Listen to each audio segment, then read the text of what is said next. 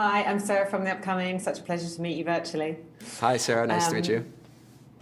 Maybe you could just kick off with, I understand the film was based on a short that you'd made before, but maybe just talk us through a bit where kind of the initial idea came from. Because for me, watching it, it felt like it brought together kind of the best of the horror films I grew up watching and was terrified of. Stephen King's It, The Ring, with kind of the more contemporary feel of like, the sort of elevated psychological horrors that we've seen more recently. Where was the inspiration, and where did you perhaps draw your references from?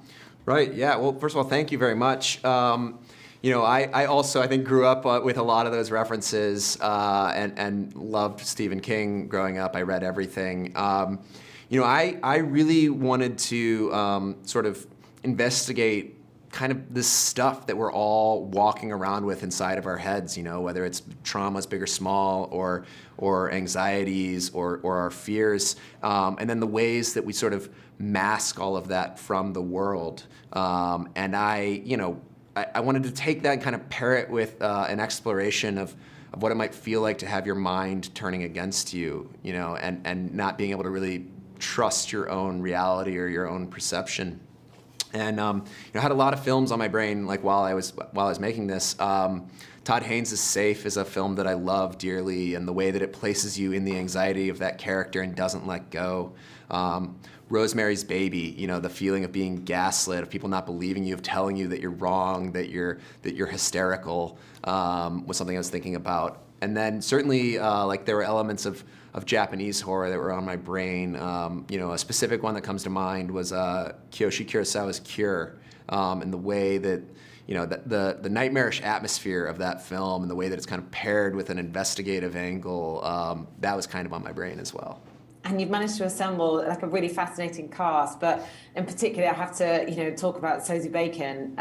Because I believe it's her first kind of lead role of this nature, and she just knocks it out the park, and it's so committed. But I wonder, how you cast her, but also how you work with her to help her go perhaps to those incredibly dark places and be able to come back again, go to that brink, go to that limit, how you work with her on set and I guess kind of like look after in the aftermath. Definitely, yeah.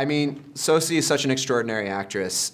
She has just this incredible innate ability to draw an audience in and really get you to empathize and be right there with her. And it was so important that our Rose was able to feel grounded, which is something she does so well, and feel like a real person, so that when these extraordinary things happen, you really go with her on that journey. And she's operating at this really, really intense level of anxiety and stress and fear. And the ability to do both was really, really important. And when you're a performer, your body can't tell the difference. So she's really living in that headspace. But what was really important was just having an open communication. We were constantly talking about the character and passing ideas back and forth. And she came very prepared for what she had to do, and we just wanted to make sure that there was a support system in place there for her.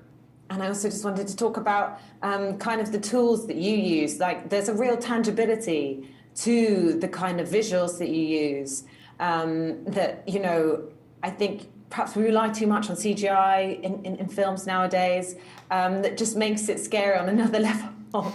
And also for me, I don't think I'd watched a horror film in a cinema for so long, and being in the darkness with the sound, having those jump scares really make you jump out of your seat.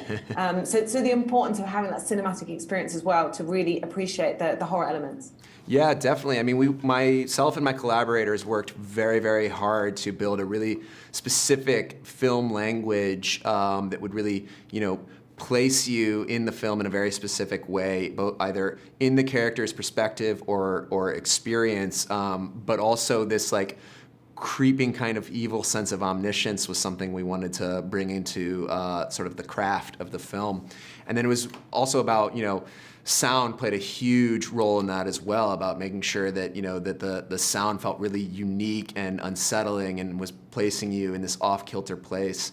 And as the character's world is turning upside down, we want the audience to feel that as well. And hopefully, the experience of watching the film sort of parallels the character's journey. I think I'm out of time, but thank you so much for sharing. Well, that was me. Can't wait for everyone else to see Smile in cinemas. And I literally didn't sleep that night, so Oh, so wow. you did a good job. Thank you very much. I appreciate that. Thanks a That's lot. high praise. Thanks. Bye.